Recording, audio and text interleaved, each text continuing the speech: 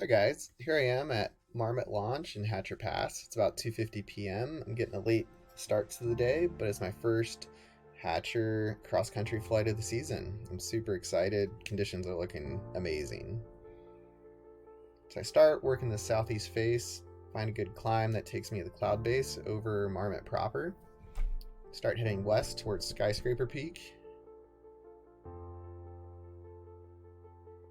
I cross the Upper Willow Creek, find my way back to cloud base, head north across the Craigie Creek drainage,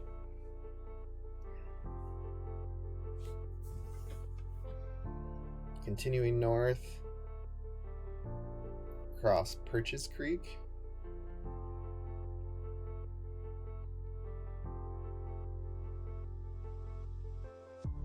head east a little bit. I just like the way that cloud looks. Just want to get a little deeper.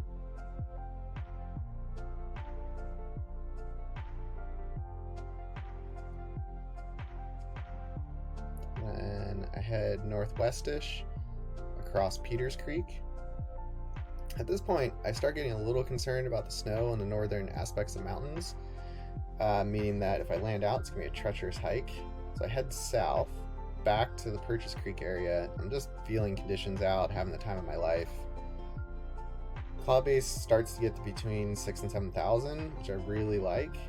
So that gives me the confidence. I head back north across Peters Creek to that ridge line. And then I decide from here I'm going to head west towards the flats, just taking a scenic tour.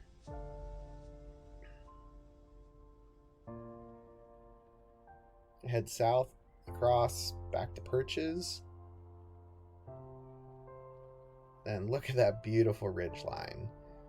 I'm going to take that east all the way back to Hatcher. It's just textbook conditions. The thermals are exactly where you think they should be.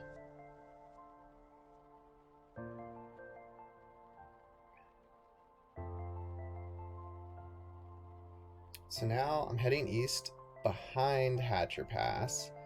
It's right here behind Independence Mine. I pop out in the Lane Basin, searching for a climb. I get over to the shoulder of Diddlecama, and at this point, I really want to make it to the Bomber Glacier if I can.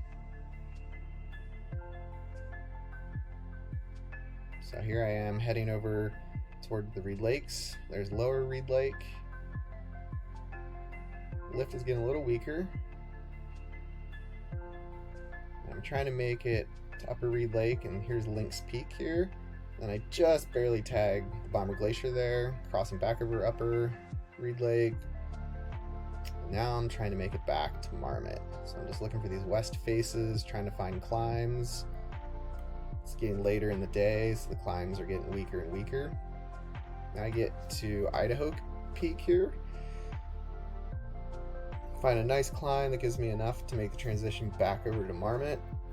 Now I start getting into a valley wind, so I'm moving really slow, no climbs, but it's buoyant. I'm able to just kind of maintain. And it's a super relief to make it back to Marmot launch. Start working that face in the evening lift. And incredibly, there's still nice thermals. It's almost 7 p.m., climbing up to roughly 5,500 feet. And this concludes a 4-hour flight, just bombing around the Talkeetnas. My camera battery dies here shortly, but I just cruise around for a few more minutes before landing at the bottom of Marmot at that parking lot where my car is waiting for me. And I'm super excited for the Hatcher cross-country season.